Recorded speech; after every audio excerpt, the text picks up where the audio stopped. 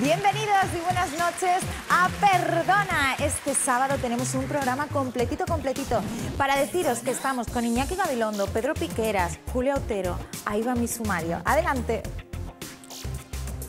Pensem Perdona? El nostre debatim el dediquem a saber si es pot endevinar el futur. Buenas noches. Buenas noches, señora. Para ¿Usted? que me mire a ver si hay algún hombre en mi vida. Veo una camisa de flores que se la regaló una nieta, una sobrina, a alguien joven le regaló una camisa de flores a usted. No lo sé porque no me acuerdo. Yo creo que sí.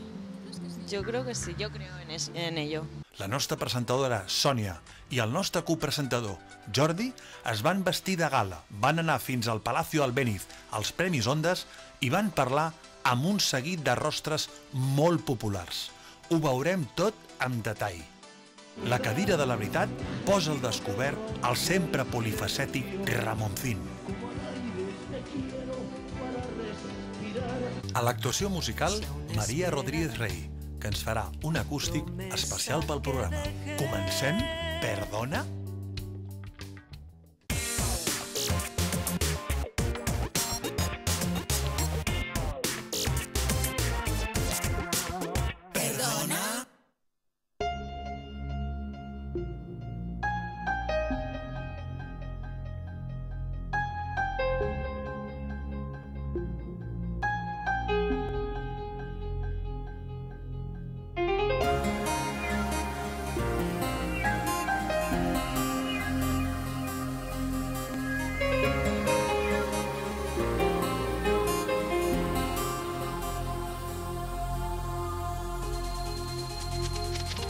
Ayer llamé y me estuvieron entreteniendo. Llamé 3 veces. Sí.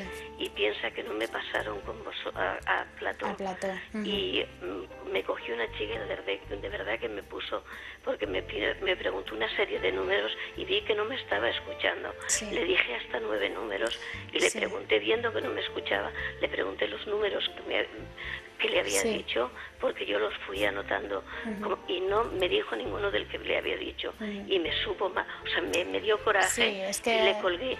El funcionamiento aquí es un poco complicado. ¿Estás lista para saber si ya conoces al hombre o a la mujer de tu vida?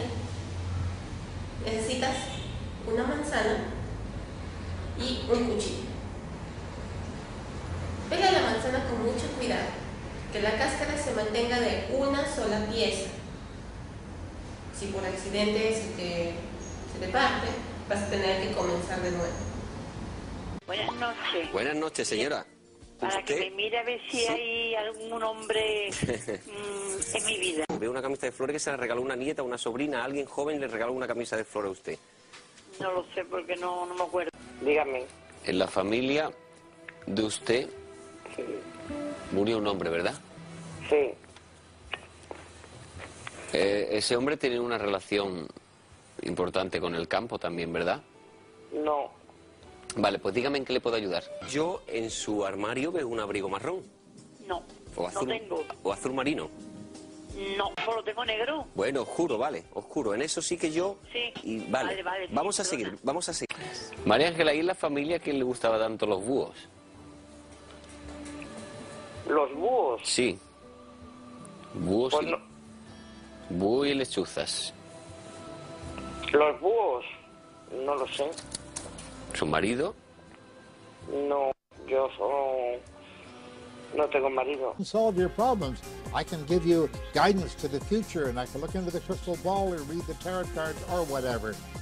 They may tend to fall for that sort of thing because they wouldn't say that if it weren't true. Oh, yes, they would. And there's a huge profit margin in this. So people do fall for these things very, very easily.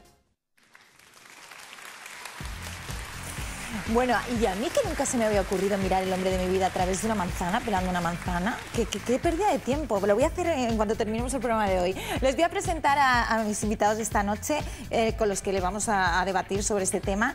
El primero ya lo conocen ustedes, es colaborador de este programa, Josep Guijarro, es periodista, escritor y coautor de Increíble, el libro que tengo ahora mismo en la mano. También nos visita Ana García, es vidente y especialista en psicocapa. Ok, muy bien. Joaquín Caro, que es terapeuta, especialista y, por favor, Dilo tú. Orgonitoterapia. Y por favor explícame qué es. Pues mira, la orgonitoterapia, que viene de orgón, que es la energía universal, el prana, el chi, y bueno, transmuta energías a través de un compuesto entre resina, briznas de metal y piedras, cuarzos. Nos lo acabas de contar después. Okay. Gonzalo de Martorell, ya que es periodista también. Buenas noches y bienvenido por primera vez. Y coautor del libro increíble junto a Josep. Yo aporto el físico, él aporta el intelecto. Perfecto, perfecto. Bueno, pues empezamos esta noche con el futuro que tenemos hoy en día. Es algo incierto, con la crisis a nivel mundial. La gente está, bueno, desencaminada. Quizás por esto busque algún estímulo o alguien que le pueda ayudar. Mi pregunta ¿es posible adivinar el futuro? Y empezamos, Josep. Pues es posible, pero con reservas. Es decir, el futuro está por escribir, en teoría. Lo que ocurre es que hay una serie de personas con determinadas facultades, llamamos dentro de la parapsicología facultades extrasensoriales, que se caracterizan por empatizar con una determinada persona y poder resolver cosas que van a sucederse en un futuro próximo. El debate, por tanto, es telepatía, es que nos ha conducido por sugestión esto hacia los acontecimientos que van a suceder, o existe un destino en mayúsculas que nos afecta a todos. Y esa es una de las cuestiones, por ejemplo, que mi compañero Gonzalo de Martorell y yo debatimos en el libro. Porque para mí, este grupo de videntes tan populares en el mundo de la televisión están utilizando la psicología, cuando no otro tipo de artes, para engatusar al personal. Pero ¿por qué digo esto? Porque la evidencia no se puede tener en un horario determinado. He puesto el énfasis en la empatía.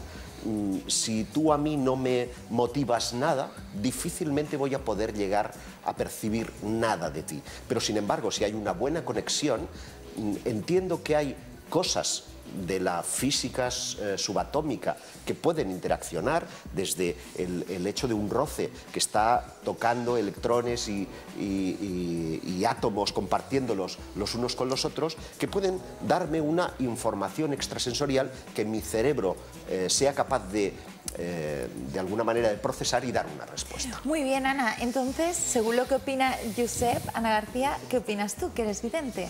¿Qué le debes de responder? Estoy en cierta forma de acuerdo con él en algunos temas. Depende de quién utiliza la evidencia, lo transforma en un circo. Y entonces ahí tenemos que ir con cuidado porque hay mucho intrusismo. Sí, pero Josep decía que la evidencia más o menos es como una energía, ¿no? Una energía que se transmite a las de ti a mí, tú estás conmigo, átomos. Más o menos lo definía como una ciencia, ¿no? Sí, ha ido por otro... Él lo defiende más, sí, es verdad, como una ciencia. No, yo no tanto, porque considero que los que tenemos desarrollado el don lo tenemos más porque el hemisferio derecho, que es del cerebro, que es la parte, dijéramos, de las emociones, de los sentimientos, lo tenemos como un poco más desarrollado que el izquierdo, que es más la parte mental o la parte, sí, la parte física, la parte mental de la persona, ¿no? Entonces, yo creo que tenemos un poco más desarrollado el derecho, que es la parte de las emociones, de lo emotivo.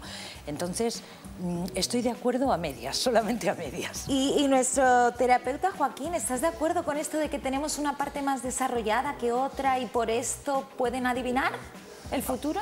A ver, adivinar. Claro, si aciertas, adivinas. Si fallas, hacer un pronóstico es fácil. Yo ahora no hago quinielas, pero antes hacía quinielas. Y a veces acertaba y me quedaba en 10, en 11, en 8. Claro, aciertas algo y habrá alguien cada semana que acierta los 14. Entonces, pronósticos podemos hacer los que quieras. Ahora bien, acertar ya es otra cosa. Te recuerdo que Einstein dijo aquello de Dios no juega a los dados. Es decir, correcto, que en el universo toda causa tiene un determinado efecto. Exactamente. Y en consecuencia no hay posibilidad del azar. El azar forma parte de, es decir, según los actuales físicos subatómicos, porque esta frase la dijo en los años 20, en un debate encarnizado que tenía con un físico alemán. Este físico alemán es el padre de premio Nobel, además, por sus partículas subatómicas. Concebía que en el universo todo eran probabilidades y por lo tanto, conocéis el famoso gato de Schrödinger, un gato que se pone dentro de una caja y tú dices, puede estar al lado de un cuenco con venenito. Puede morir o puede no morir, pero hasta que no abres la caja no lo sabes. Algo tenemos que decir siempre, ¿no? Entonces, Einstein decía, no hay lugar al azar. Todo está pronosticado y todo está sucediendo en el espacio-tiempo. El destino existe y Dios, por lo tanto, fíjate, estamos hablando de ya uno de nos los padres metemos de la en física. religión. No quiero que nos metamos en ese. Gonzalo Martorell, por favor, yo creo que es el único que defiende el no crees para nada en que se pueda predecir el futuro. Y me lo ponéis muy fácil con los vídeos con los que habéis presentado el debate. Creo que eso nadie se lo puede tomar en serio, eso es un negocio burdo que se aprovecha esencialmente de la soledad de la gente. Lo que la gente llama no es para que le predigan en el futuro, llama porque está sola y quiere charlar con alguien y quiere que alguien le diga que las cosas le van a ir mejor, que en esencia es todo lo que hacen los videntes, algunos con mayor o menor habilidad, pero en esencia es eso, jugar psicológicamente con las necesidades de la gente, con los miedos de la gente. Cuando alguien pierde un ser querido, ¿quién no está triste? ¿Quién no quiere oír de una persona que desde el otro mundo esa persona te sigue protegiendo y te sigue queriendo? Nos dicen en el fondo lo que quieren oír, lo que queremos oír, aprovechándose de la soledad de las personas que llaman. Pero es que fíjate, o sea, ciencia y evidencia en la misma frase, como ya he oído aquí, eso es el oxímoron supremo. O sea, no, mire, ciencia es una cosa, la ciencia es una cosa muy clara que te explica muy claramente las cosas a través de un método científico que es capaz de dar respuestas a preguntas concretas. Lo otro es creencia. Y fíjate, yo que soy un escéptico, yo respeto la creencia, la respeto. Cada uno puede tirar su dinero como quiera, en videntes, en sanadores, en echacartas o en quiromantes. Cada uno, yo prefiero gastármelo en una merienda, pero cada uno lo tira como quiere. Pero por favor, no lo mezcléis con ciencia, no habléis de ciencia, la ciencia es otra cosa. Discrepo que se trate de creencia, en el sentido de que cuando hay una estadística de por medio, estás aplicando un método científico, aunque sea estadístico, a ese acontecimiento. Te quiero recordar que el inicio de la parapsicología está vinculada a los fenómenos de tipo extrasensorial y la Universidad de Berkeley, que me parece que está fuera de toda duda, que sea escéptica y rigurosa, empieza a hacer una serie de experimentos con cartas Zener. Esos experimentos se fundamentan en tres. Las Zener, para quien no lo sepa, son 5 cartas con símbolos muy sencillos y fáciles de recordar. Una estrella, una cruz, un cuadrado, un círculo y unas ondas. Esas 5 cartas se repiten 5 veces cada una de ellas, de manera que tienes un mazo de 25 cartas. Y lo que hacían experimentalmente era tratar de predecir qué carta iba a salir. Otro experimento era tratar de transmitir telepáticamente el símbolo, ¿vale? Y otro era en qué orden habría salido, es decir, retrocognición, precognición y telepatía. Los resultados estadísticos no dejan lugar a dudas. No, los resultados estadísticos hay un fenómeno paranormal. Los Ahora, resultados yo sí estoy de eran acuerdo perfectamente contigo, explicables, Gonzalo. Y estaban dentro de la horquilla de resultados estadísticos matemáticos. El factor azar marca que sea un 50%. Tú lanzas una moneda al aire y tienes el 50% de posibilidades de que salga. ¿Por qué no hablas de todos 50%? aquellos experimentos que han buscado esa percepción extrasensorial que han sido un fracaso o que han estado con, o que han dado resultados por debajo? Es decir, las cartas Zener dan unos resultados estadísticos que se pueden explicar perfectamente por la estadística matemática, pero te recuerdo, amigo Josep, que el debate no es sobre las percepciones extrasensoriales, en las que seguramente podríamos hablar. Es que el fenómeno es la percepción extrasensorial, otra cosa son los videntes. Por encima del debate sobre si existe o no la capacidad de evidencia, por encima de este debate hay un debate probablemente más serio y probablemente menos frívolo que el que requiere un programa de sábado por la noche, que es si el futuro existe. Claro. Porque el futuro... Ya, pero claro, entraríamos ya ese debate, ya sí que espero no tener que hacerlo. El futuro es una entelequia, el futuro es una sucesión de presentes que nosotros decidimos en cada momento. El futuro, ese futuro que decide nuestra vida de una manera arcana y que solo algunos privilegiados son capaces de leer, eso no existe. Eso no existe. El futuro lo hacemos nosotros cada día con nuestros momentos. Pero Gonzalo, yo quiero centrar el debate en el tema que nos acontece hoy. Por ejemplo, hemos visto en el vídeo al escritor James Randi, sí. ilusionista y escritor. Y además es escéptico, es canadiense, es bastante escéptico. Sí. Él decía en concreto que en los tiempos de crisis es muy habitual y muy fácil engatusar a la gente porque necesitan pues, estos estímulos de esta gente. ¿Qué opináis? Es que la evidencia se basa en la evidencia, igual que el espiritismo, se basa en eso, en la soledad, en el dolor. Alguien va a ver nadie va a ver a un espiritista para entretenerse, va a ver a un espiritista porque le duele la pérdida de un ser querido. Sonia, y busca yo te diré que James Randi ofreció $1 millón a el paragnosta, es decir, el productor de un fenómeno paranormal, que pudiera probar alguna de sus habilidades. No lo ha entregado. Por eso lo digo, se han presentado varios, pero como no determina qué es lo que considera prueba, pues el $1 millón sigue en la cuenta. Es decir, vamos a ver, tan tramposo puede resultar James Randi, ¿de acuerdo?, que si algún mérito tiene es haber propuesto una serie de alternativas para explicar los acontecimientos que vivía este israelí, que es Uri Geller, que se puede hacer con trucos de prestidigitación, no invalida que pueda hacerse parapsicológicamente. Yo te diré que este psíquico se gana muy bien la vida trabajando para las petroleras, pronosticando en qué lugar se encuentran los yacimientos de petróleo. Vamos a hablar de Uri Geller. Hazlo tú. Radioestesia, ¿no? Uri Geller explicó que una gran parte de su dinero lo había ganado, vamos a hablar, una puntita de Uri Geller, trabajando para Pemex, la compañía petrolífera mexicana, una de las más importantes del mundo. Cuando los investigadores entraron en contacto con Pemex, Pemex dijo que jamás Uri Geller había trabajado para ellos. Es decir, hay una serie de lugares comunes, semifraudulentos en el mundo de lo paranormal que todos hemos de creer porque sí.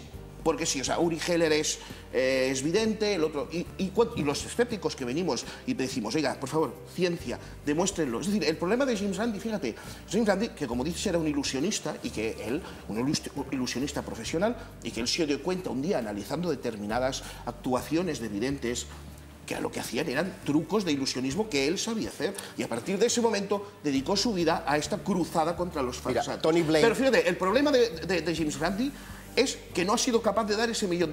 Si lo hubiera dado, entonces mis amigos del bando crédulo dirían, ¿lo veis? Pero si hasta James Randi ha dado ese dinero.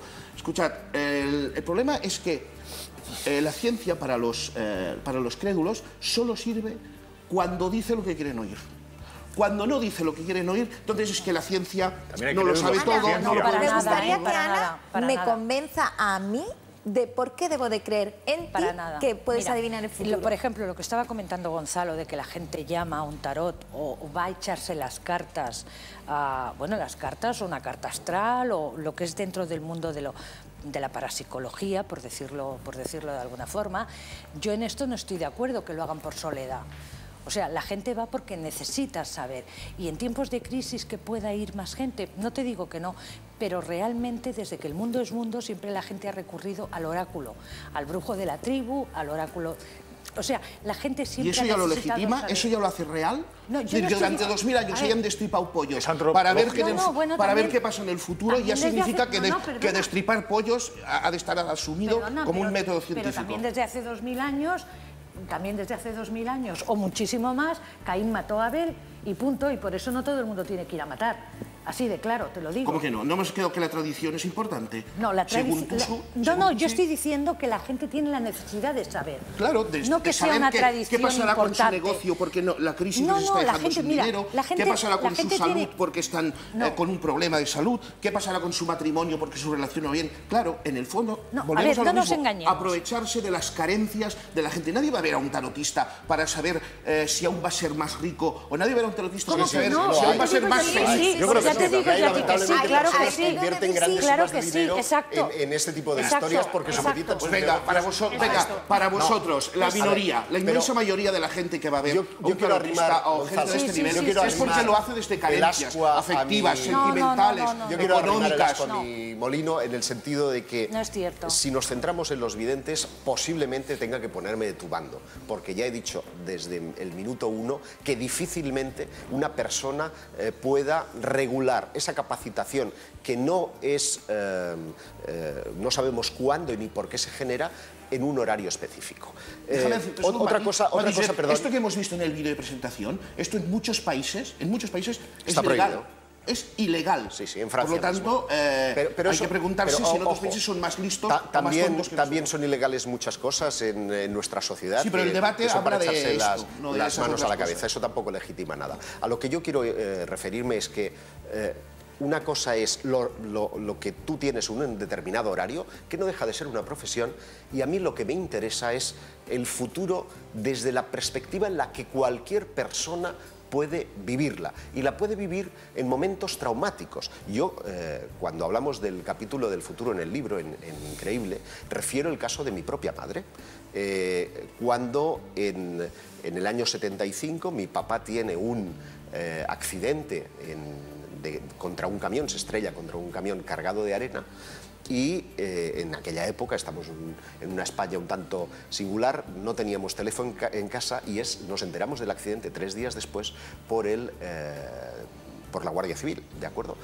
¿Qué ocurre? Que mi madre, el mismo día y a la misma hora en la que tiene lugar el accidente, sueña que mi padre se estrella contra un camión de arena. Las probabilidades de que eso suceda son infinitas. No ha lugar a la probabilidad. Hombre, hay que preguntarle a tu madre, que es un encanto. ¿Qué resorte psíquico, puede ser telepatía, yo no digo futuro, pero qué resorte psíquico hace que en un momento determinado, ante una tragedia, tú tengas ese tipo de historias? Hay muchas cosas que hacen probar que nuestra consciencia no necesita solamente de las neuronas. Habría que preguntarle a tu madre, que repito que es una señora encantadora que tengo el gusto de conocer, ¿cuántas veces antes de ese accidente había soñado con accidentes de su marido? Pues si mi madre no cree nada de todo tienes esto. un marido camionero, tu miedo, tu peor pesadilla es que tu marido se mate en la carretera. Pero fíjate, yo vengo aquí como escéptico, y yo lo he dicho muchas veces, yo no soy un negacionista.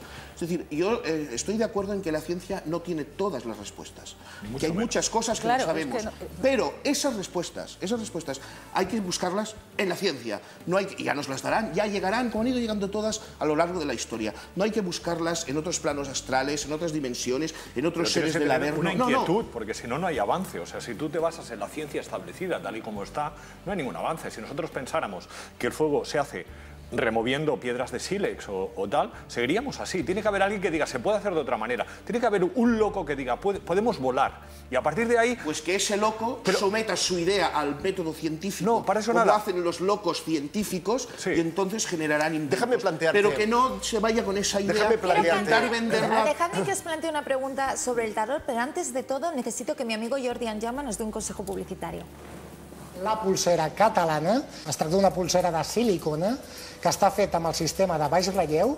La pintura queda protegida, que això és important, sempre perquè quedi ben maca, nova, i no s'esborrarà mai. Es pot mullar, i la pulsera catalana a part és molt econòmica, 2,50 euros la unitat, i com podreu veure amb aquest blister que tinc a la mà, em porta 3, al qual amb pocs diners en podreu tenir 3 a casa vostra immediatament. Són diferents, és a dir, cada una té un eslògan, l'altra té el que és més ja la paraula Catalunya i l'altra té ja més les senyeres. Teniu que entrar a la web www.lapulseracatalana.cat i comprar-la. Us la portaran fins a casa vostra. Això els importarà a la gent que cregui en la independència, que vulgui la causa, que digui tenim dret a decidir. Doncs, què esperes? És aquesta la pulsera. Si et vols pronunciar, l'has de comprar. Entra al web lapulseracatalana.cat y compra el teu model. Bueno, pues esta semana la Pulsera Catalana regala pulseras gratis. Solo tenéis que entrar en Facebook y en Twitter y darle donde pone Bull la nova pulsera catalana y tendréis la pulsera catalana gratis. Ya sabéis, en la pulsera catalana Facebook y lapulseracatalana.cat es su web. Y seguimos adelante con nuestro debate sobre el futuro. Josep, te he contado en este momento... Antes de la publicidad quería introducir un nuevo concepto dentro del debate que estamos teniendo hoy aquí, que tiene que ver con el futuro. La pregunta es, ¿podemos pronosticar el futuro? Y quiero hacer una reflexión en torno a un literato, por todos conocido, que es Julio Verne. Julio Verne anticipó el viaje a la Luna, anticipó la exploración de los abismos, anticipó la existencia del fax y un montón de inventos con los que hoy estamos familiarizados en una época en la que todo esto es completamente impensable. ¿Estaba viendo el futuro? ¿Realmente fue una cuestión de suerte, de azar? Gonzalo. Estaba describiendo, explicando, narrando, creando historias sobre ilusiones, sobre fantasías que siempre ha tenido el ser humano. Visitar el fondo del mar y visitar otros planetas. Disculpa, estaba retratando una determinada sociedad. Y te diré más, cuando, además creo que ha sido esta misma tarde, en la televisión estaban echando Regreso al Futuro, la última, que es una proyección hacia el futuro, están dibujando los años 2000. Y no vamos con monopatines que floten. La gran revolución de nuestro siglo, de nuestro nuevo milenio, son las telecomunicaciones. Nadie ha podido prever que eran las telecomunicaciones. ¿Por qué en este caso Julio Verne pronosticaba cosas que sí sucedían? Pues porque en aquel momento ya empezaba a haber un auge de la ciencia que explicaba determinados indicios. Y ahora no hay auge de la ciencia. Y Julio Verne fue capaz de coger estas pistas y darles un formato coherente. Pero yo siempre, cuando me sale este ejemplo, siempre digo una cosa. Imaginad que dentro de 2000 años, en lo que había sido Los Ángeles, lo explico también en el libro, en esas ruinas de lo que había sido Hollywood, encuentran un lugar raro, arcano, donde hay dibujados dinosaurios, donde hay dibujadas naves espaciales, donde hay dibujados robots enormes. Y dicen, fíjate, en el 2013 o en el 1985 ya fueron capaces de prever los robots astronómicos. No, eso es un estudio de cine. Es decir, la gente siempre ha imaginado, la gente siempre ha sido capaz de inventar Gonzalo, cosas. ¿y Nostradamus qué opinas de sus predicciones? Pues mira, es muy fácil. Son tan crípticas que pueden significar cualquier cosa. O sea, tú lees la traducción, bueno, lees una de las previsiones de Nostradamus y puede ser cualquier cosa. Puedes darle el significado que quieras y acertarás. A toro pasado, ¿verdad? Es fácil. Ana, te quería preguntar, ¿el tarot tiene una base científica o no? ¿Es creíble? ¿Es un cuento? No, un cuento desde luego no es. Explícame por qué. Un cuento no es. Es una... Yo no sé decirte exactamente si es una ciencia como ciencia. Para nada. No, seguro que ciencia no es. Será otra cosa. Claro, seguro que ciencia no. Llámalo de otra manera. No, discrepo completamente. Claro que es una ciencia, pero vamos a ver. Ciencia es una opinión. Vamos a dejar a Ana, que es tarotista, que me conteste. Ana. A ver, más que tarotista soy vidente, porque el tarot simplemente me ayuda a ver imágenes. Lo utilizo como imágenes, pero también utilizo la hidromancia, que es, por ejemplo, agua, y a través del agua puedo visualizar cosas, con lo cual es solamente para mí una herramienta de trabajo. ¿Me comprendes? O sea, me es mucho más cómodo, para que nos entendamos, coger la bola de cristal, el agua o el tarot, y entonces a partir de ahí poder ver las imágenes, que no mirarte directamente a la cara y tener que hacer más esfuerzo, entre comillas, porque es un poco lo que decía José. A ver, la evidencia no la tienes desde que te levantas hasta que te acuestas las 24 horas al día en el mismo estado alto. Puedes tener estados altos, estados más bajos, días que no tienes la evidencia súper desarrollada, pues porque no te encuentras bien, porque has pasado una mala noche, porque has tenido un problema X, el que sea, y a lo mejor ese día no estás preparada para conectar con nadie, para poder tener una evidencia. Ese día los videntes cobran igual para verles. Podrías fijar con la atención. Ese día cobran igual, ¿verdad? No le dicen al cliente, no le dicen al cliente, hoy tengo un día malo. Mira, Ana, yo te lo digo con todo el cariño, eres un encanto, no te conocía de antes y yo te voy a decir mi opinión. O sea, yo entiendo que en este mundo tuyo hay dos tipos de personas. Los farsantes, que son ya directamente estafadores y delincuentes, o aquellas personas que lo hacéis de buena intención, lo hacéis de buena fe y estáis absolutamente convencidas de que lo que hacéis, lo hacéis para hacerle un bien a la humanidad, pero que eso no significa ni que tengas esos poderes ni que tengas esos dones. Es decir, soy capaz de valorar tu buena intención, que eres una persona honesta en el sentido de que se cree lo que dice, pero de verdad, no existe la evidencia, no existen estos estados, no existen. Ahora, otra cosa es que tú seas una persona capaz de empatizar con las personas, que tengas mucha psicología natural, de esta que, sobre todo las mujeres, tenéis mucho más que los hombres, que tengas todo eso y que tú de un modo racional hayas decidido que va por ahí. Yo quisiera reconducir al tema. Además es muy fácil, vete a un laboratorio. Antes de que quiero que veas, Gonzalo, lo que opina la gente de la calle. Nuestra compañera Alexia Ernst ha salido al carrer en Barcelona y ha preguntado a la gente qué opina de los videntes, qué opina de si se puede predecir el futuro. Una setmana més surto a la Casa d'Opinions i en aquesta ocasió pregunto si es pot o no predir el futur. Tu creus que es pot predir el futur? ¿Otra vez? Si se puede ver el futuro, si alguien puede adivinar qué va a pasar. No.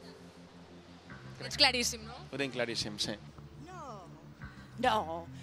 Yo creo que sí. Yo creo que sí, yo creo en ello. Imposible. Imposible. Pues no tengo ni idea. No sabía que me ibas a hacer esta pregunta. No, qué ratos. No, però sí que hi ha factors que influeixen, no? Quins factors? No sé. Yo pienso que no. Puede haber agoreros que digan que sí, y en cualquier caso el futuro está detrás de una esquina que nunca acabamos de doblar. ¿Has usado alguna vez un servicio de evidencia? Bueno, sí, pero no... ¿Te han adivinado o no? No, por eso digo que no. ¿La has probado y puedes confirmarnos que en tu caso no era verdad? No. Que va, eso es tongo todo. O sea, es un engaño, ¿no? Saca dinero. ¿Y qué tal la experiencia? Bueno, por saber, pero no funciona. ¿No te han adivinado nada? No. Muy buena, la verdad. Bueno, un amigo de mi madre es no vidente, pero algo parecido, me hizo la carta astral y la verdad es que acertó en varias cosas que me dijo. ¿Tú crees que realmente hay gente que tiene ese poder? Sí, sí que lo creo. Bueno, yo he tenido experiencias, mi madre sobre todo, pero es una incógnita eso, ¿eh? Yo lo que creo es que el poder de la mente está todavía en evolución y que hay mucho por recorrer y el desarrollo mental todavía está por descubrir en muchas cosas del hombre. Que luego esto tenga una traducción en la predicción o tal, es posible, pero es muy difícil asegurarlo. ¿Crees que eso es un gran engaño, no? Todos estos programas televisivos y tal.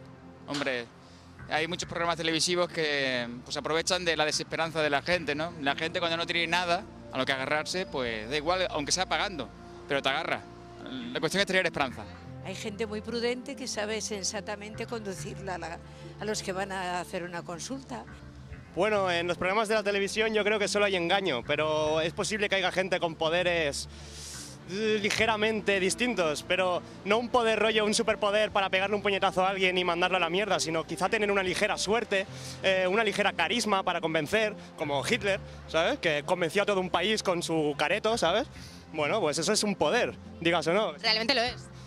Pues eso yo creo que es el máximo poder que puede tener alguien. El poder de la mente, ¿no? Sí, bueno, pero predecir el futuro no, predecir las estadísticas. Un matemático predice mejor el futuro que un tío con unas cartas, ya te lo digo.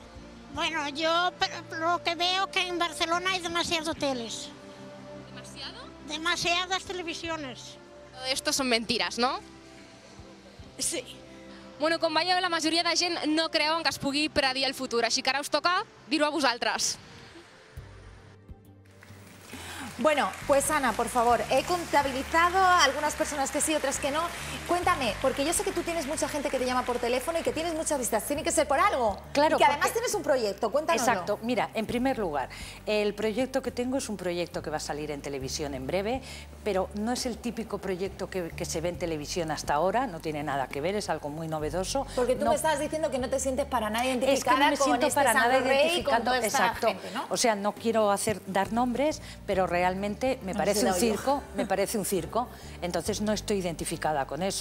La evidencia es muchísimo más serio. ¿Qué podemos encontrar en tu proyecto para que sea diferente? Aparte de que va a ser realmente lo que de verdad estás visualizando, a través de la voz de la persona, porque necesitas un elemento, en este caso va a ser nada más que la voz, porque va a ser en un programa de televisión y no tienes a la persona físicamente, es que, claro, hay otros elementos que no puedo desvelar porque no me lo permiten, ya sabes cómo es el tema de la tele, que cuando hay un proyecto que está a punto de empezar y tal, no te dejan. Pero nos prometes que será sorprendente. Sí, será muy sorprendente y novedoso. No, no creo que lo vea. No creo que lo vea, a no ser que quiera... Hombre, a lo mejor lo veo para reírme un rato. Yo lo que le diría a la gente... Yo lo que le diría a la gente es, la gente que se sienta sola o que tenga carencias afectivas, que busque... ¿Que llame a Gonzalo? No, que llame a sus amigos, que salga a comer con sus amigos y que busque el apoyo de sus amigos y de la gente que la quiere y que no vaya a tirar el dinero a esta gente que se aprovecha de su soledad. Oye, que compre el libro. Que oiga música.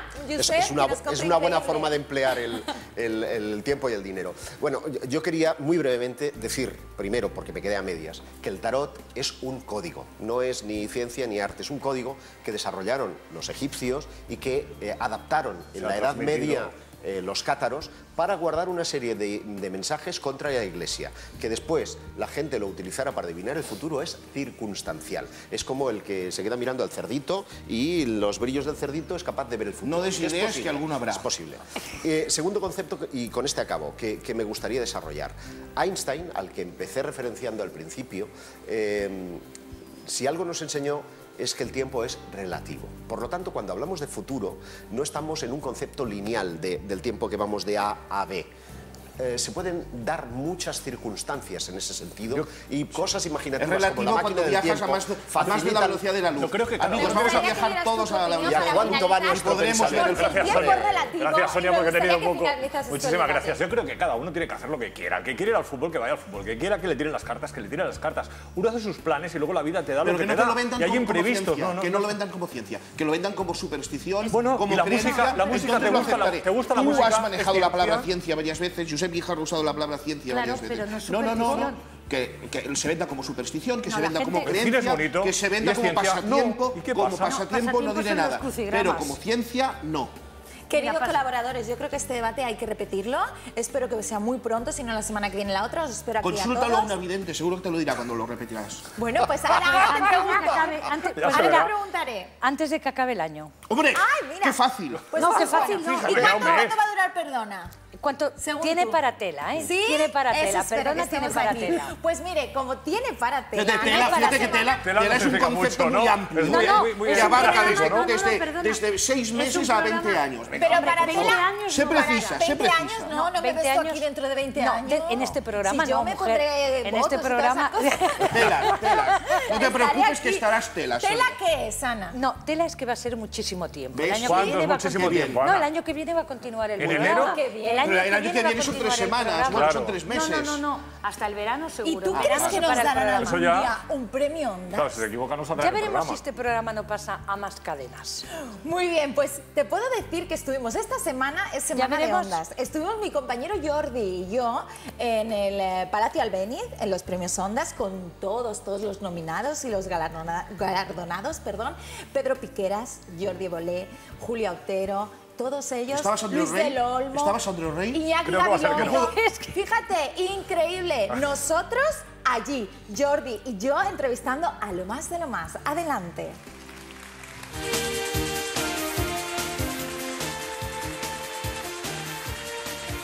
Estamos en los premios Onda, en Barcelona, en el Palacio Albéniz. Y señoras y señores, estoy esperando a mi compañero Jordi Anjaume y no sé dónde se ha metido. ¡Jordi! Pero bueno, Vaya momento de hacer el Onda, ¿por qué lo hacen tan pronto? pues porque hay Me que ha hecho el madrugar. director y me he vestido rápido como he podido. Bueno, pues están esperando todos los premiados y los profesionales. Así que toma, que me voy a Ya me das. Me voy a arreglar. Bueno, te dejo ya, va muy guapa, pero ahora empezamos a entrevistar a la gente Onda.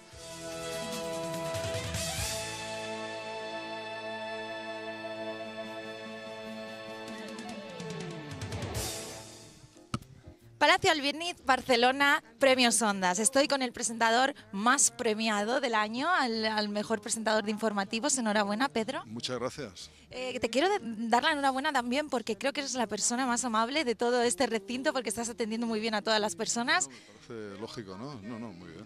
¿Cómo te sientes al recibir? Nada más y encantado.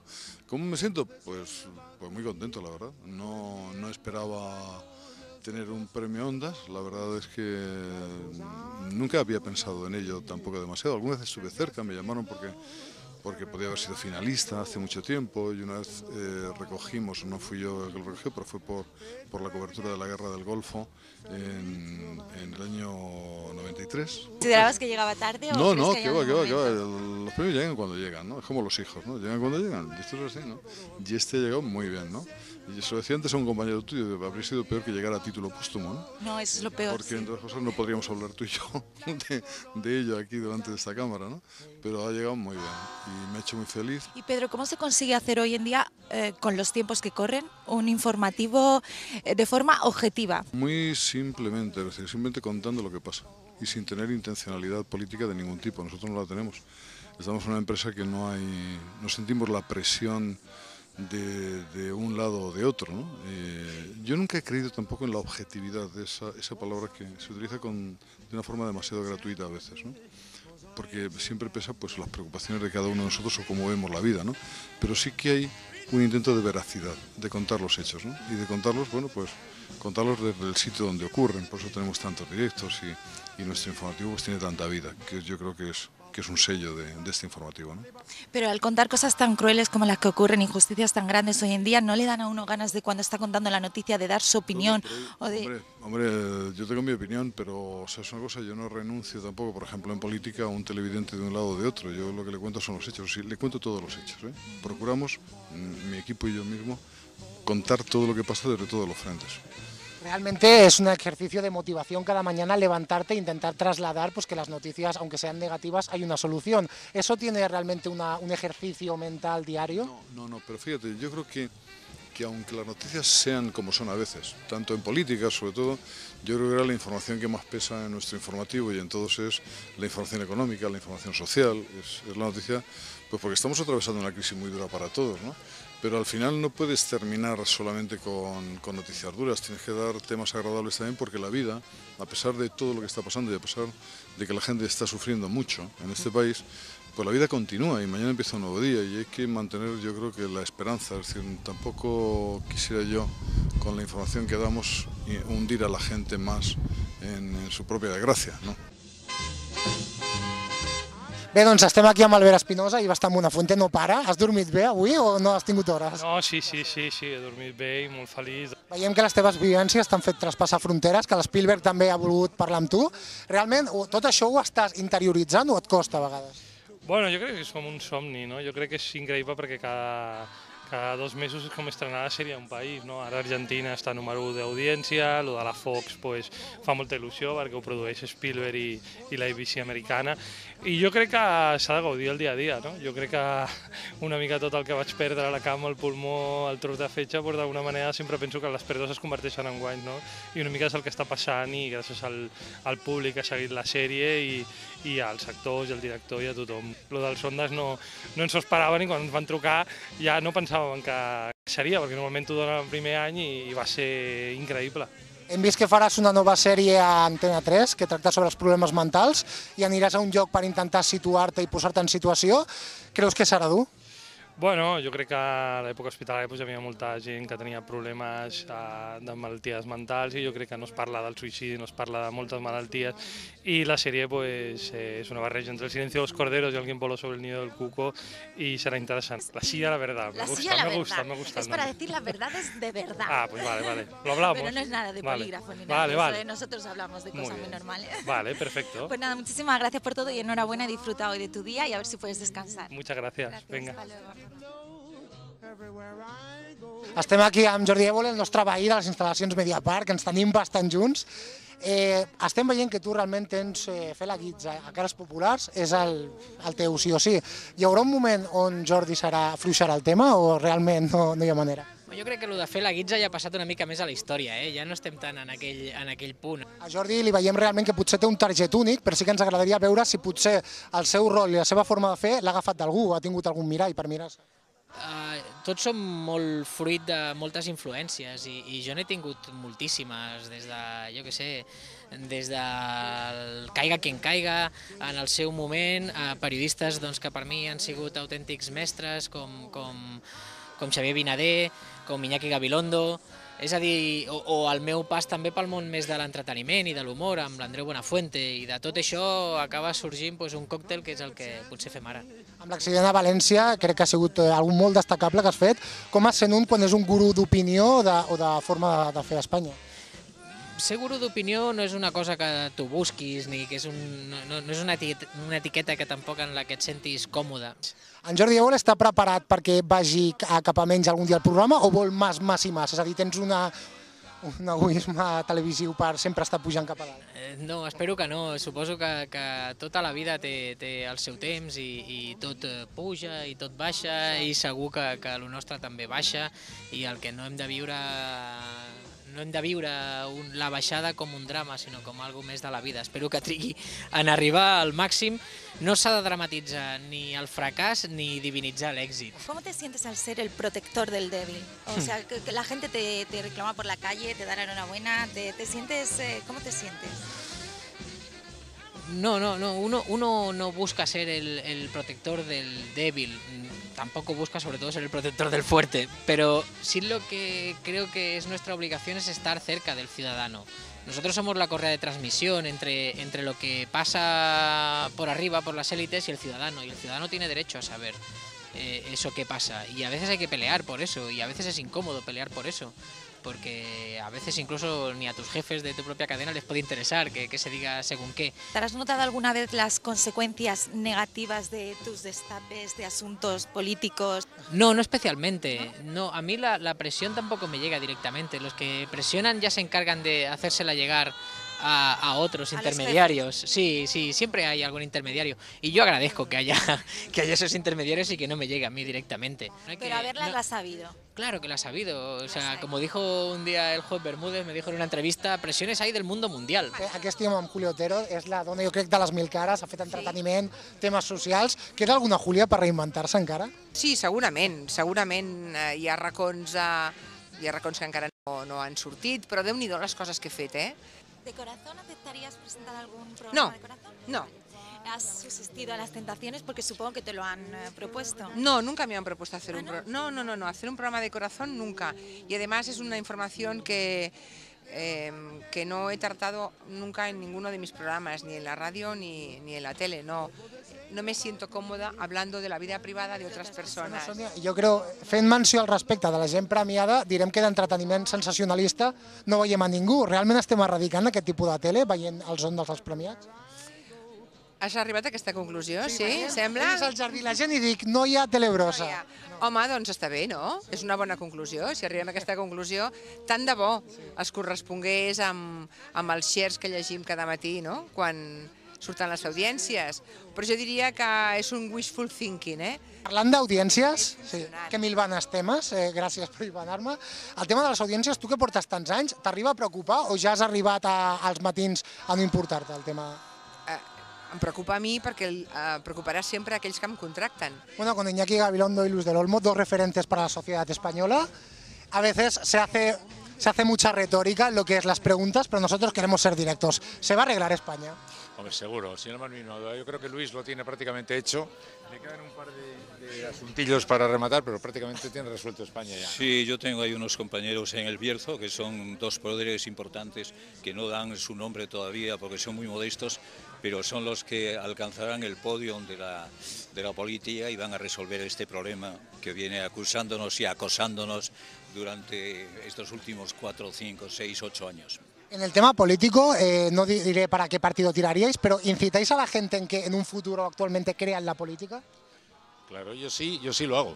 Es más, yo creo que este follón que tenemos ahora nos ha permitido comprobar que hay un poder por encima de la política que manda, que es el poder ultrafinanciero. Así que para luchar contra ese poder financiero, la política y la sociedad tienen que establecer un pacto duro, para lo cual primero tiene que cambiar la política, porque si no la sociedad no va a hacer ese pacto.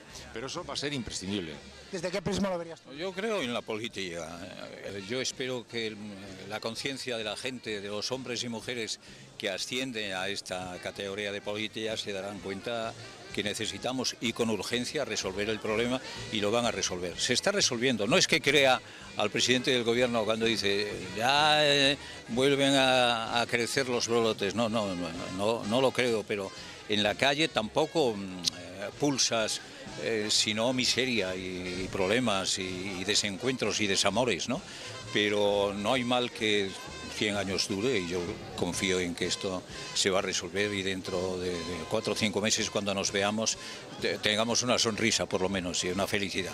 A veces se intenta tapar lo que es la crisis de España con terceras cosas para taparlo. ¿Creéis que el español, el habitante de España, ya se ha dado cuenta de que está intentando ser unos engañabobos, en cierta forma? Bueno, es en parte cierto y en parte no. O sea, los españoles tenemos la impresión de que cuando se alude a los conflictos del mundo se está tratando de escurrir el bulto. En ocasiones se está tratando de escurrir el bulto, pero en ocasiones está diciendo algo que es cierto. Ojalá los males que estamos padeciendo aquí, ese intento de destrozo del estado de bienestar, fuera un asunto que solo ocurriera aquí. Lo malo es que hay una corriente internacional que busca la modificación del modelo que nos ha sostenido durante este tiempo. Y por eso Europa está pues como está.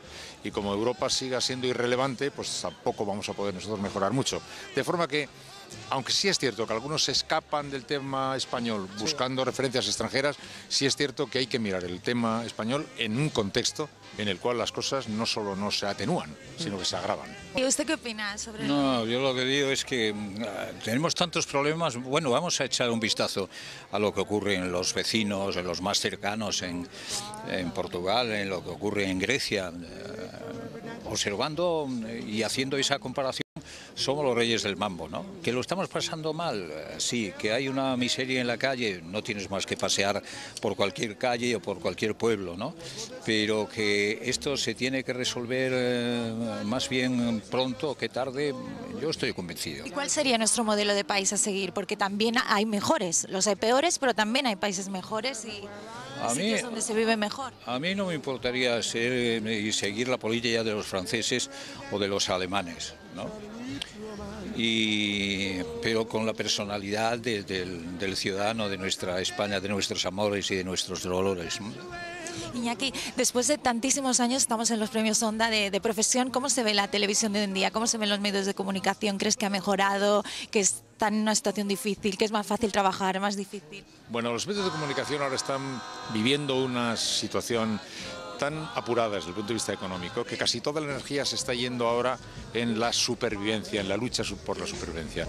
La mayor paradoja se da en que hace mucho tiempo que no pensamos demasiado en qué tenemos que contar, porque estamos todo el día contando oyentes, contando lectores, contando espectadores, contando el dinero que entra y que deja de entrar, ¿no? Yo creo que el rasgo fundamental del momento actual es la angustia financiera, y esa angustia financiera tiene proyectada toda la energía de nuestras empresas de comunicación en remar en esa corriente tan adversa, y entonces la comunicación puramente dicha pues ya está siendo como una especie de segundo subproducto de la empresa, porque la empresa vive básicamente con la obsesión de las cuentas porque vive una situación muy difícil, ¿no? ¿Usted opina lo mismo? ¿Que la crisis marca mucho la...? Mira, yo he estado viviendo, porque tengo muchos años en distintas cadenas, en distintas empresas, y lo que he vivido en los últimos meses con la decisión de ABC.Radio de poner en la calle a 300 compañeros del micrófono, compañeros de la tertulia, compañeros de la técnica, eso es muy fuerte, eso todavía no lo he curado, o sea, me duele tanto en el alma el ver a tantos colegas, compañeros y compañeras que se han tenido que ir a sus casas por la decisión de unos incompetentes, porque creo que ABC.Radio aspiraba a ser, no sé si la cadena del futuro, pero una de las cadenas principales, apoyada sobre todo por 13 diarios. Lo que ha ocurrido en ABC.Radio ha sucedido en menor cuantía en otras cadenas donde se han hecho también ERES, donde se han hecho restricciones, donde han mandado a gente a la calle, ¿no? Pero es una pesadilla en la que o salimos pronto o nos abrimos las venas, ¿no? Tenemos un referente en los domingos por la noche, AIDA, ya lleva años y años y años. ¿Realmente esto lo que ha sido el final de AIDA ha sido duro o sabéis sobreponer? Sí, bueno, evidentemente siempre te da pena, pero las cosas tienen que terminar. Y creo que además está muy bien que las cosas terminen cuando van todavía muy bien, ¿no? Siendo un poco cachondos, ¿el final de AIDA podría ser una trama como lo de Los Serrano y nos despertemos y todo ha sido un sueño? ¿Quién sabe lo que puede haber en la cabeza de un guionista de AIDA, no? ¿Qué te quedas con tantos años en AIDA? ¿Realmente lo que ha sido para ti, la vivencia, lo que has interiorizado como más, que te ha marcado más? El hecho de que durante todo este tiempo el paso del tiempo no haya desgastado, sino que haya cimentado más la relación entre todo el equipo. Eso es lo que más me sorprende, porque no suele ser habitual, ¿no? Normalmente los procesos de trabajo pues suelen tener altibajos, o suelen tener problemas, o suelen tener fisuras, i no ha sido així. Bé, doncs estem aquí amb un home que no para, ell com fa sempre la guitza i es va movent per aquí i per allà, ara l'hem pogut atrapar. Com estàs? Estic una mica cagat, eh? Per quin motiu? Ara estem ja Quan amb l'Home PM, eh? Sí, sí. Bueno, perquè, no sé, em feu una mica de por. Quan has fet lo de l'Home PM, que és la teva secció d'intentar una mica deixar com babaus a la gent, alguna persona li has tingut que demanar perdó?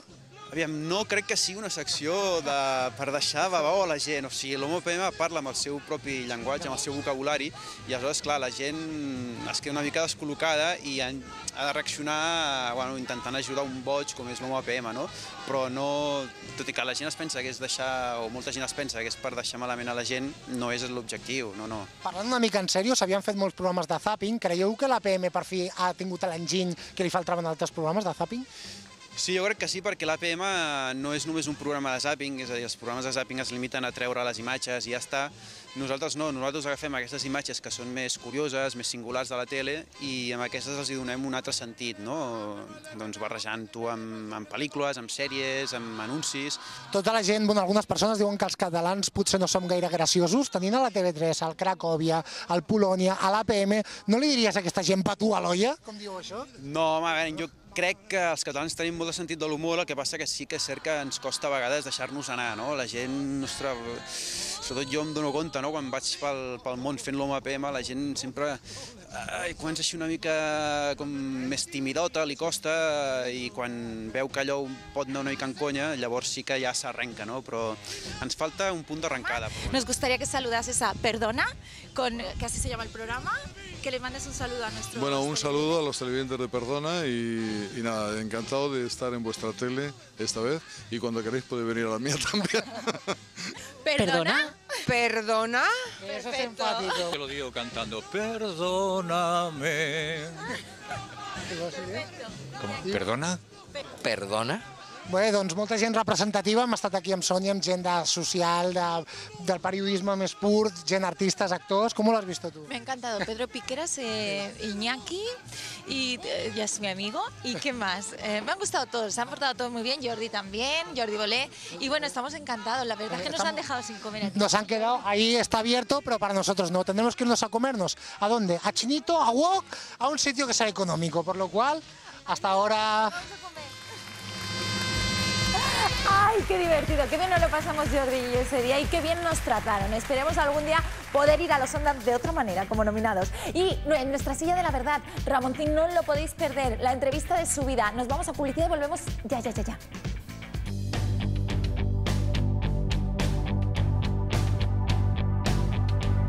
Tornem d'aquí a 5 minuts.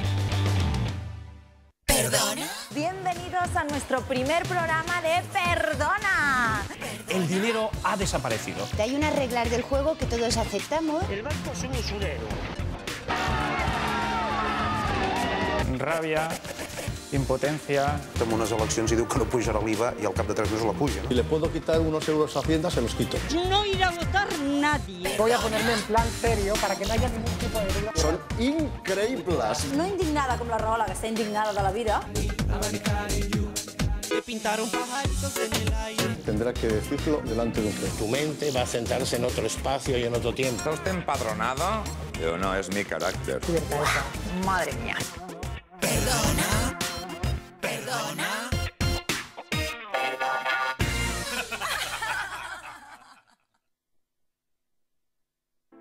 Mire estas imágenes. ¿Le impactan? ¿Le sorprenden?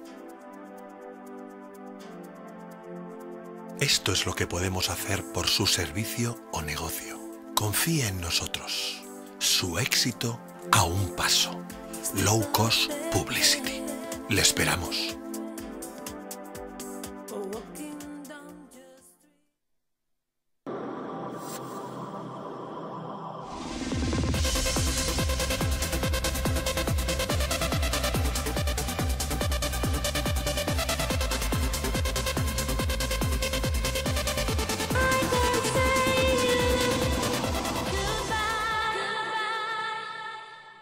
Producciones Estil ofereix vídeos de casaments, events esportius, congressos, concerts, premsa i reportatges. Visita'ns a la nostra pàgina web. Llega a España la dieta más eficaz, ahora en packs semanales con todo lo necesario para conseguir adelgazar y disfrutar de amplios sabores. Pack una semana, solo 65,99 euros. Puede adquirirla Dietproteica.com, www.dietproteica.com, y si no, en farmacias dentro de muy poquito la van a poder adquirir. La pulsera catalana es tracta d'una pulsera de silicona que està feta amb el sistema de baix relleu. La pintura queda protegida, que això és important, sempre perquè quedi ben maca, nova, i no s'esborrarà mai. Es pot mullar i la pulsera catalana a part és molt econòmica, 2,50 euros la unitat, i com podreu veure amb aquest blister que tinc a la mà, em porta 3, per al qual amb pocs diners en podreu tenir 3 a casa vostra immediatament. Són diferents, és a dir, cada una té un eslògan, l'altra té el que és més ja la paraula Catalunya i l'altra té ja més les senyeres. Teniu que entrar a la web www.lapulseracatalana.cat i comprar-la. Us la portaran fins a casa vostra. Això els importarà a la gent que cregui en la independència, que vulgui la causa, que digui tenim dret a decidir. Doncs què esperes? És aquesta la pulsera. Si et vols pronunciar, l'has de comprar. Entra al web lapulseracatalana.cat i compra el teu model. Anunciar-se a televisió és la millor opció per la seva empresa o servei. Ara li posem molt fàcil. Tarifes exclusives i molt econòmiques. Nosaltres ens encarregarem de tot. Truqui'ns al telèfon 932 195 664. La seva empresa o servei guanyarà facturació de manera molt ràpida. No ho dubti, truqui'ns. Estem d'estrenes, avui tenim diverses seccions, coses que farem noves. Esos euros que a mí Hacienda me quita de mi trabajo van para Bárcenas. Pues casi hasta los mismísimos aquellos. Els catalans, evidentment, han de dir prou. Fatal, estic indignada amb aquest tema. ¿Te tengo que decir la verdad? Lo he dejado, estoy tan bien. Llegó el momento. Adelante. Perdona.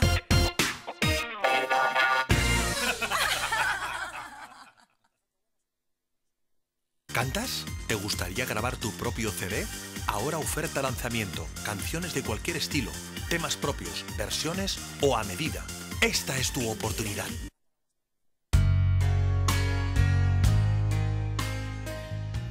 Hola, soy Ana García Vidente. Somos el único gabinete de tarot del universo que con un solo número y un solo color podemos predecir tu futuro en unos minutos. Llama al 806-408-559. Estamos a tu servicio las 24 horas. Te esperamos.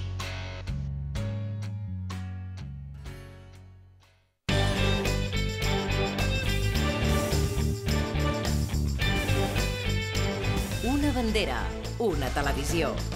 Canal Català, la nostra.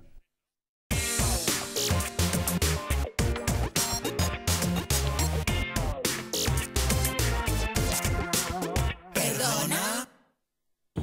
Animal de ojos caídos, hombre de pelo negro, mentiroso, suicida y homicida. Naciste en la ciudad, Como un susurro que recorre la ciudad, así me llega el recuerdo de ti. Una luz que se quiebra en la oscuridad, gemido que rompe el silencio.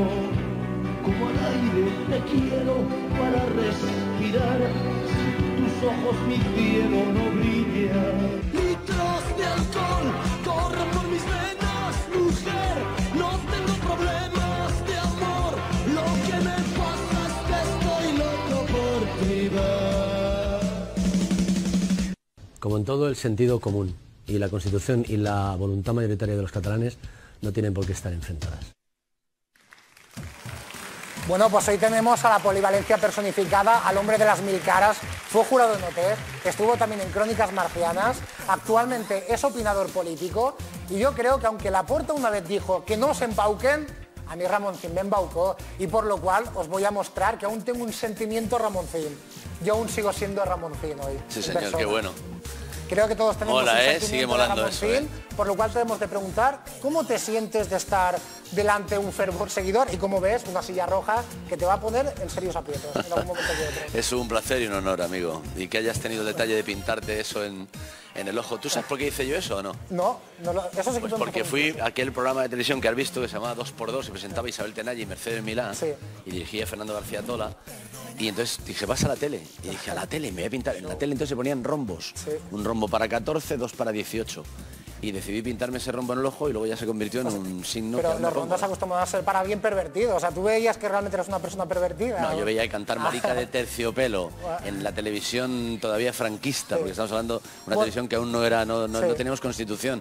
Y en directo, cosa que hoy no se podría hacer, era una provocación. Bueno, pues empezamos la silla de la verdad. Se lo voy a decir a él para que lo vea claro, que ya, como siempre digo, no hay marcha atrás.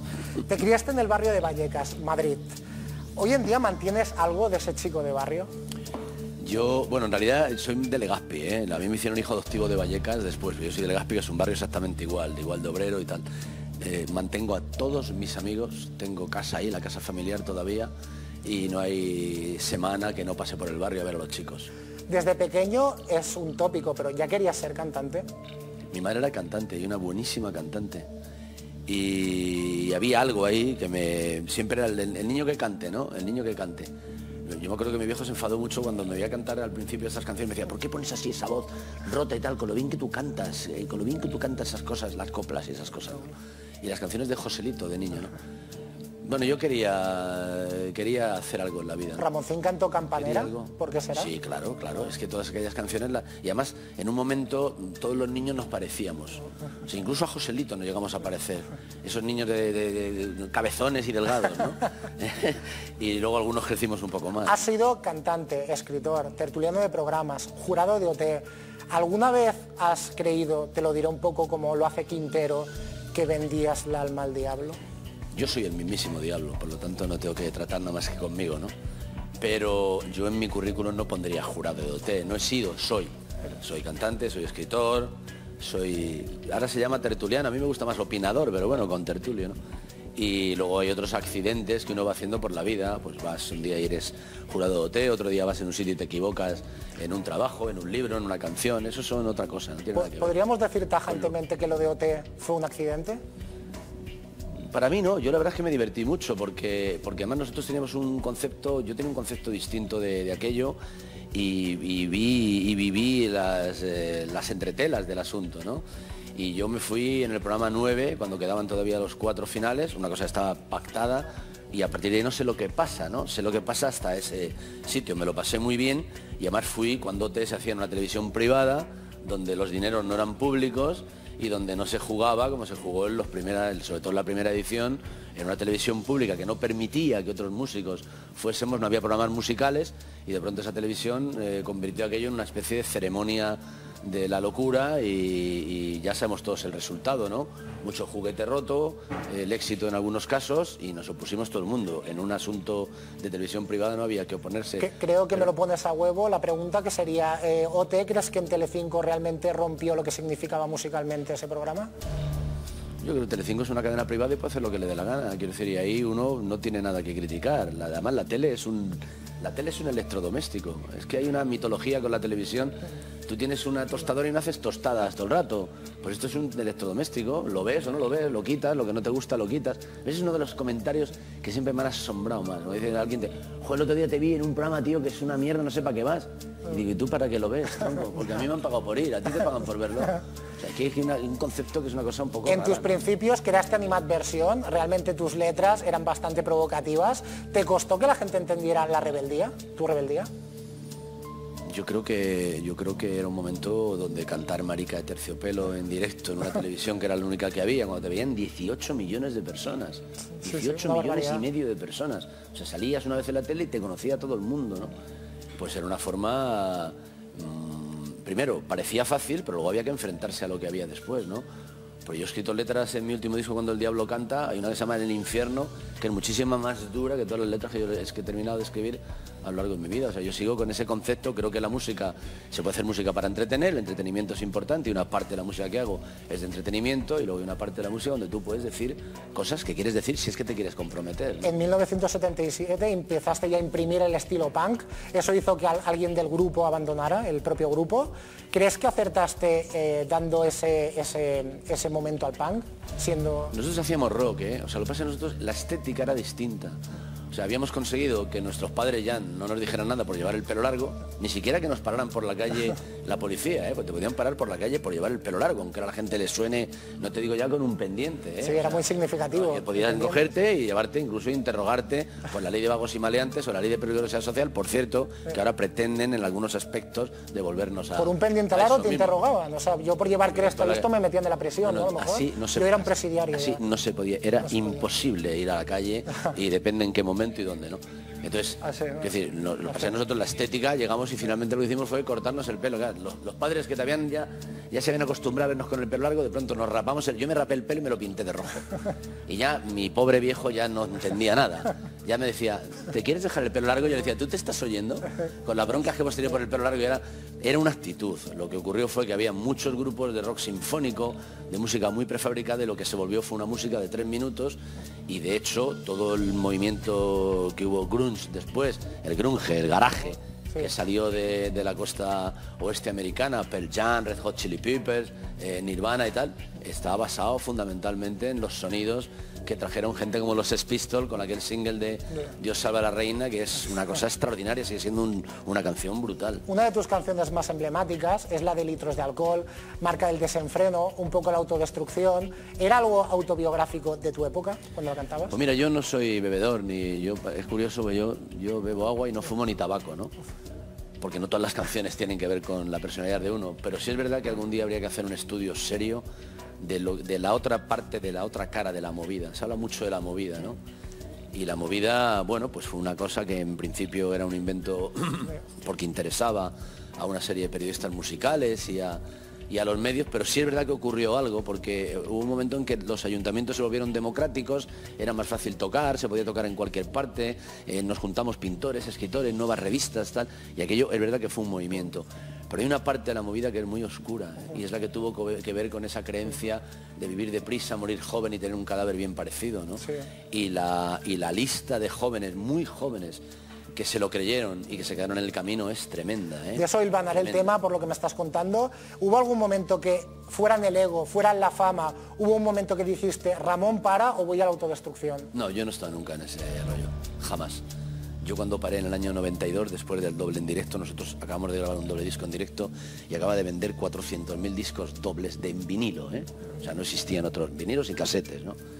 Y venía de una larga gira que había empezado en el año 77, había empezado ahí, eso que veíamos del Rombo es en marzo del 78, llevaba sin parar, había grabado en 12 años 12 discos, es una cosa... Sí, eso lo vi, que era un seguido muy continuado. Y un momento en que me pregunté, pero bueno, vamos a ver, yo no me he metido en esto para ser una máquina de producción, una cadena de producción, ¿no?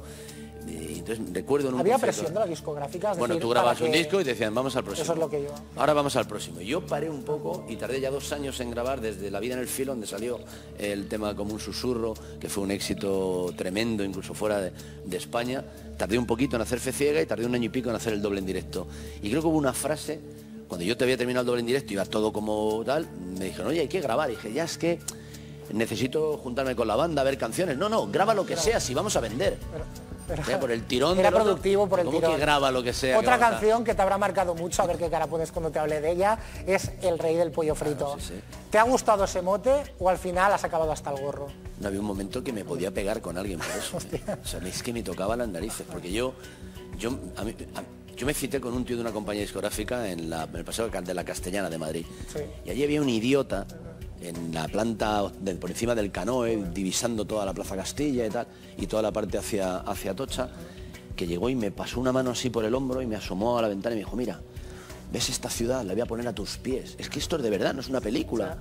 Esto tú y yo, con esto vamos a hacernos de oro. Yo te voy a poner el mundo a tus pies, y yo le dije, no, si yo lo que quiero es grabar un disco, ¿sabes? No quieres, no. Y no quiero otra no tenías cosa. unas pretensiones Y más cuando me mayores. monté en el autobús, el 27, un autobús de fuelle doble que volvía hasta mi barrio, hasta Paseo Las Delicias, ahí dije, este tío es el rey del mambo. Que no, coño, es el rey del pollo frito. Y la escribí en primera persona. Primero la escribí en tercera persona. Oíd, escuchad su nombre, id, le entregaréis el alma, pero costaba mucho. Y la puse en primera persona. Y me tocaba las narices, ¿eh? Si alguien me llamara el rey del pollo frito, para mí era un tío despreciable. Hoy es estupendo. Porque hoy cuando alguien me llama, mira, el rey del pollo frito, yo digo, mira, un gilipollas. Y ya nos hemos presentado, ¿no? Hablamos de algo que tú sientes realmente como algo interior, que es del rock. ¿Podríamos decir claramente que los rockeros son una especie en extinción?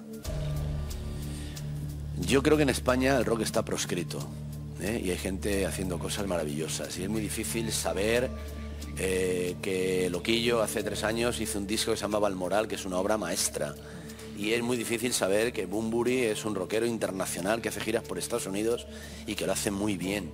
O sea, y es muy difícil dar a conocer, que yo grabé un disco hace 3 años, me encuentro gente y dice, hace mucho que no graban, ¿no? Y dice, no, hace 2 años, ¿no? O sea, es verdad que el rock está proscrito, ¿no? Pero no sé si estamos en extinción. Yo desde luego voy a hacer todo lo posible para no extinguirme.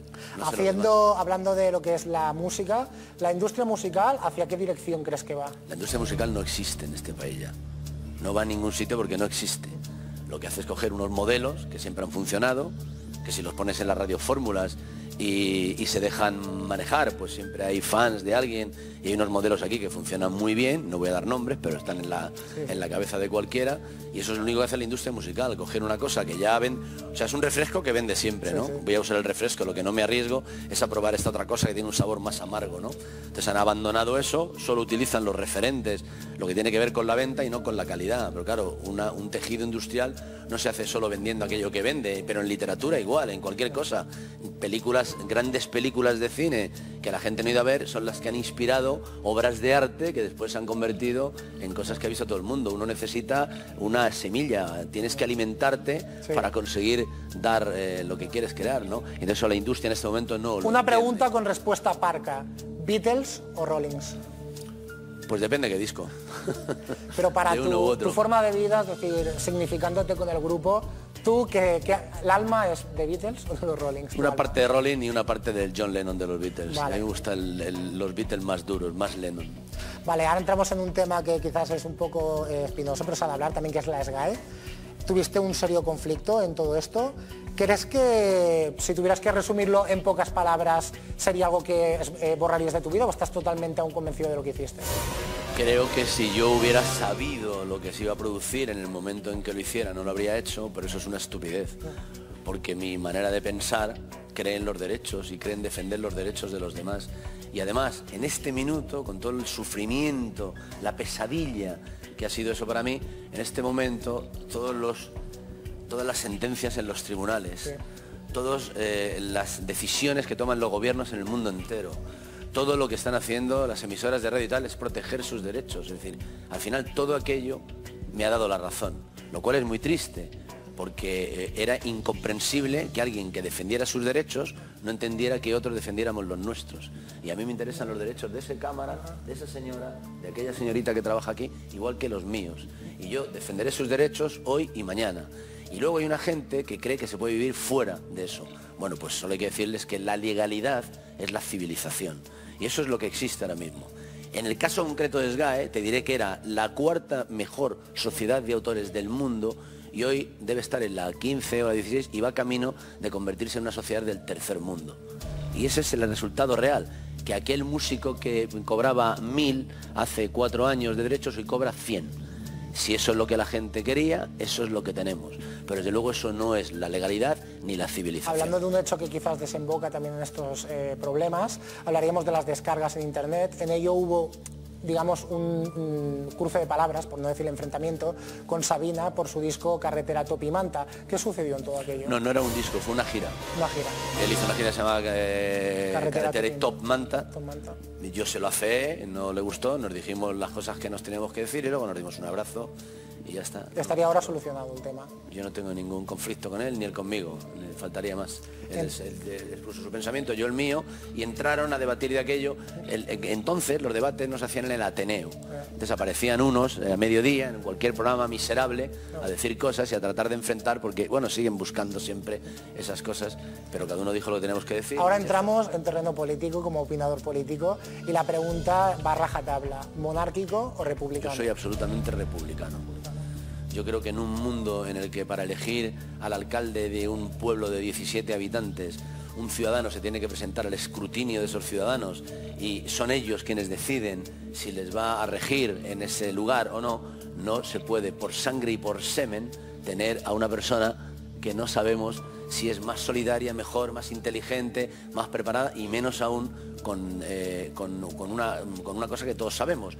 Lo haga bien o lo haga rematadamente mal, le vas a tener ahí hasta el día en que se muera o que decida marcharse, lo cual es un anacronismo dificilísimo de entender.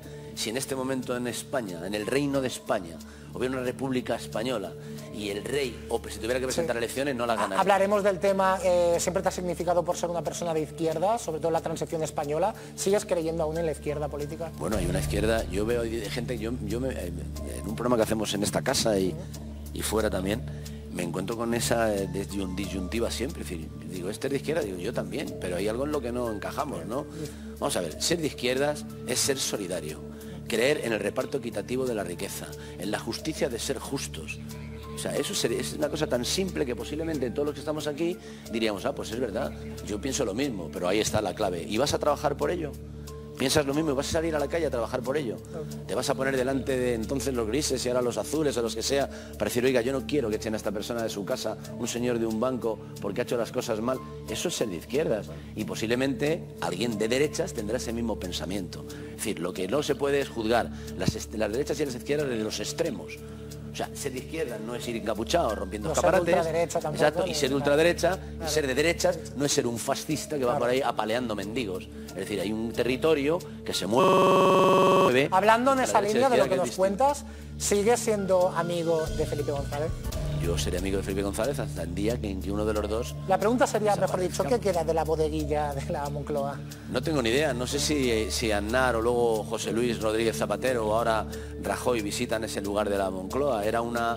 Estaba Felipe haciendo un huertecillo, que es lo que le molaba, y picaron piedra y se encontraron ahí que había un sitio, un sótano, en el que en ese palacio en algún momento pues se guardarían los chorizos y los jamones, y decidió hacer una cosa aparte del propio palacio para llevar a la gente. No sé si se ha seguido utilizando porque yo no he vuelto por allí, vamos. Y fui muy poco, fui una vez, además a la bodeguilla o dos, no me acuerdo. Esta sí que te la leeré al pie de la letra, pero creo que es importante el mensaje que lleva. Felipe González recibe monumentos económicos muy por encima de lo que podría considerar un salario normal. Tiene diversas propiedades de lujo. ¿Crees que es compatible eso con ser socialista? Pues mira, yo no sé si tiene propiedades de lujo o no suyas. Yo sé cuando se fue de la Moncloa, se fue a un chalet en un barrio donde había muchos chalés, por lo tanto había mucha gente viviendo en esos chalés, y ahora recibe, me imagino que recibe un salario del Consejo de Estado, pero no lo necesita porque ahora mismo está casado con una mujer que tiene posibles, tiene amigos poderosos. Es decir, no sé, te juro que no tengo idea del dinero o lo que tenga Felipe, pero sí te diré una cosa, que sé de verdad, no le importa. No le ha importado nunca. O sea, no le importa. La gente podrá pensar lo que quiera, no le importa. Ahora, si tú me preguntas a mí, ¿te parece justo que haya un ciudadano, se llame como se llame, que gana un salario que es superior al $500.000 de euros al año, o que gana cada mes 250.000 euros en un sitio donde hay 6 millones de parados y gente que gana 300 euros? Porque es una a partir de ahora el minutaje se nos va estrechando. Vale. Quiero que nos respondas las máximas posibles. No te preocupes. Y haremos como si estuviéramos ahora en una capilla. Yo fuera un cura, no nos escucha nadie. ¿Qué piensas de Rajoy? Sí, padre. Bueno, creo que Rajoy creo que es un mentiroso. Fundamentalmente, posiblemente no porque lo sea en sí mismo, sino porque se ha visto obligado a mentir por las circunstancias, pero no me parece. Yo creo que los españoles no se merecen un presidente como Rajoy. Has apoyado siempre el derecho a decidir en Cataluña. Si tú votaras, podríamos saber si tu respuesta sería sí o no a la independencia. El voto es secreto. Yo creo en la decisión de los ciudadanos. Creo que haya más democrático, nada más democrático que preguntarle a la gente. Hagamos una cosa. Primero vamos a ver si le vamos a preguntar a la gente, ¿vale? Una vez que sepamos si se le puede preguntar a la gente, yo vengo aquí y te digo lo que diré.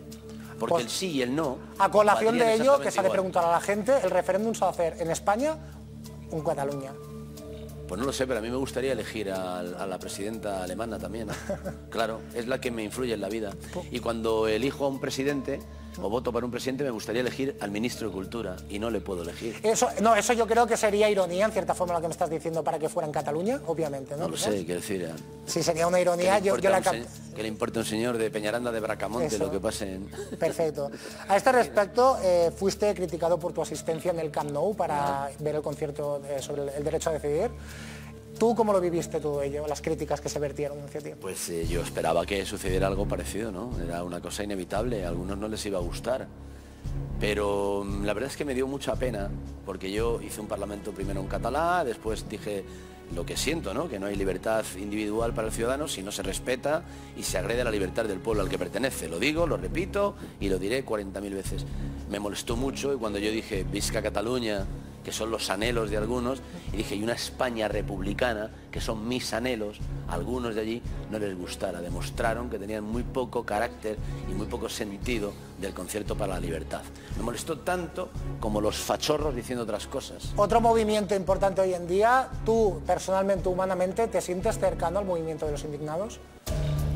Bueno, ¿cómo uno no se va a sentir cercano cuando tiene amigos que están en el paro, un familiar que no puede llenar el frigorífico, un vecino al que le echan de su casa, o tú mismo que tienes que sufrir un día y otro día y otro día esa pelea con los bancos, con las instituciones, con Telefónica, con el gas, con tal que están por encima de todo razonamiento y de todo sentido de la solidaridad? No sentirse indignado en ese mundo es vivir en otro mundo, y yo vivo en este mundo, ¿no? Ahora vamos a un tema más personal.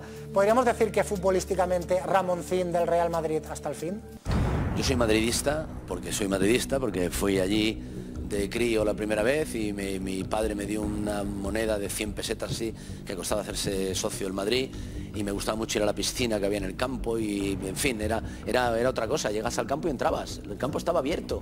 Ibas por la calle, entrabas de día cuando estaban entrenando. En dos ¿no? palabras, ¿qué opinas, bueno, o en las que veas, del Barça actual? Dicho esto, diré que los últimos 4 o 5 años el Barça ha sido una maravilla de equipo, y que el que no haya entendido eso y no haya sentido, si le gusta el fútbol, pasión por ver jugar a ese equipo y por lo que ha conseguido, es que lo que no le gusta es el fútbol. Bueno, Ramón, una persona justa que no apoya el término villarato. Vamos también a la pregunta, también crucial. Toda Cataluña, España quiere saberlo. Es algo que en la calle la gente lo dice. ¿Qué opina Ramoncín del fenómeno Belén Esteban? Mira, mi dimensión moral está en otro sentido. Es decir, yo llevo en esto muchos años y nadie sabe con quién he estado ni lo que he hecho. Creo que no sabe nadie ni el nombre de mis 4 hijos, ¿no? Por lo tanto, es una cosa que no comprendo y no concibo, pero no tengo nada que decir en contra de Belén Esteban. Belén Esteban muestra la moral que tenga, la que sea. Y si hay alguien que le paga por ello y si hay alguien que lo vea, el conflicto es del que lo ve.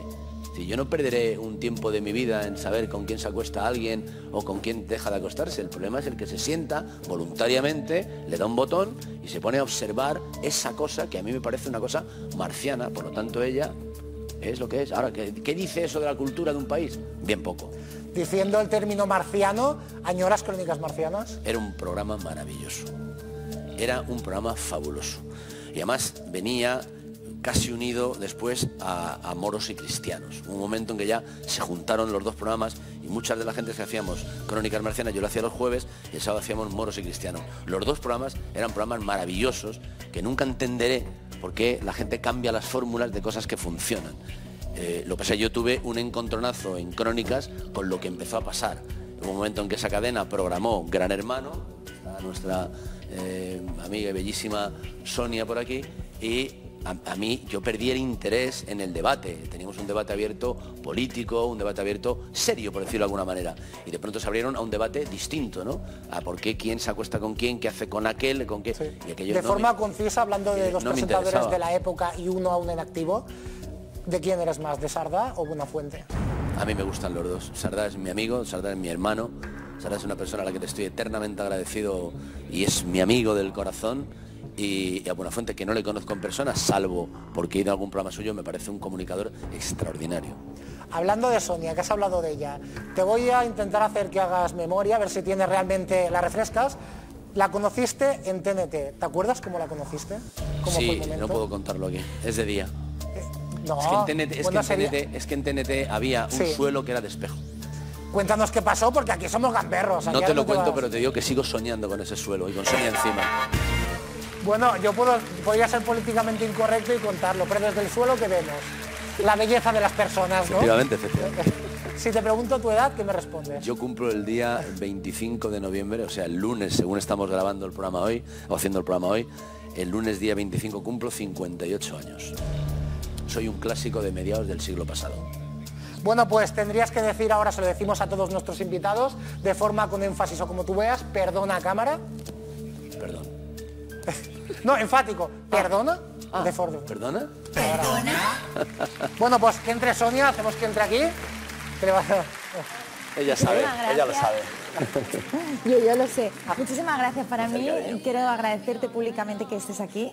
Nunca en mi vida hubiese pensado que Ramoncín iba a estar en el programa que yo presento, con lo cual para mí todo hoy es un sueño. Y has conocido a Ramoncín, al que yo conozco. Te dije que tenía muchísimas cosas que preguntar. Yo creo que es el día que más silencioso ha estado el plató. Y de verdad, yo conozco al Ramoncín cantante y lo admiro, al Ramoncín opinador y lo admiro.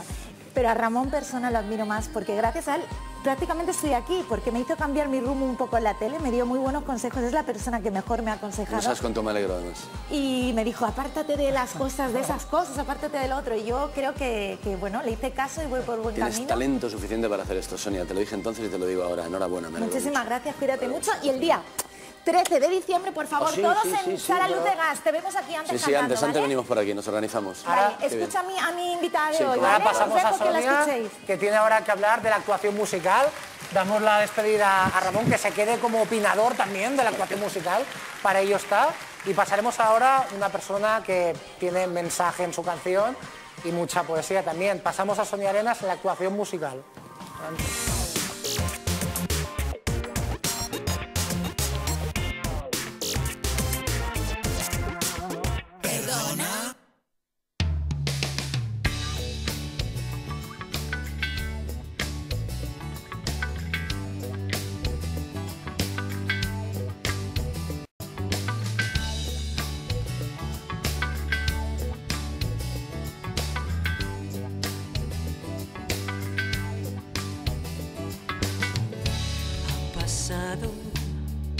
Tanto tiempo que no sé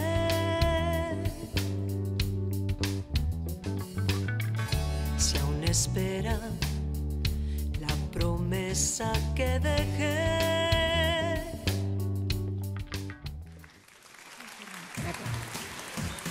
Bueno, nuestra cantante de hoy, María del Rey, acaba de sacar su último disco, 25 años de carrera. Nombre del disco, Despierta. Está en Spotify y en iTunes, ¿no? Te deseo toda la suerte del mundo y espero volver a verte aquí. Adelante.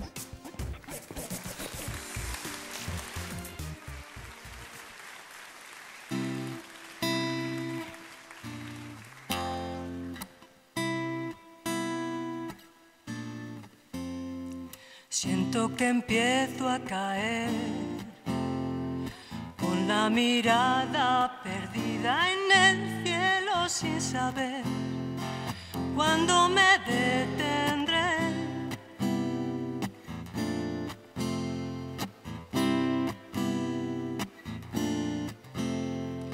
En una nube, mi amor, hecho un ovillo de sueños, son sueños que no dan tregua a mi despertar.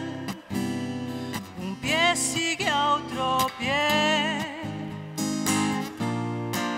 y comienzo a andar. Volverás algún día, nunca te marchaste tal vez, deslizando los dedos por las heridas. Hoy decida desaparecer.